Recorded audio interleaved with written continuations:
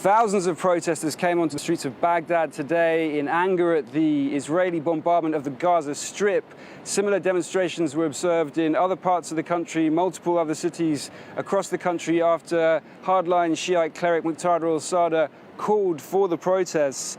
The demonstrations are symptomatic of Arab anger more broadly seen across the Arab world, even in countries which have attempted to thaw relations with Israel in recent years. Countries like Bahrain and the UAE have, under the Abraham Accords, tried to normalize diplomatic relations with Israel.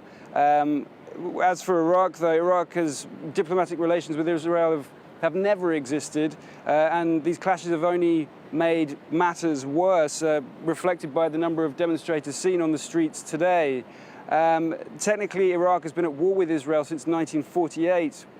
Under Saddam, in 1967 and 1973, he sent Iraqi soldiers to fight Israel in the Arab-Israeli wars seen in those years. After the fall of Saddam in 2003, no Iraqi prime minister has attempted to renew or even begin diplomatic relations with Israel.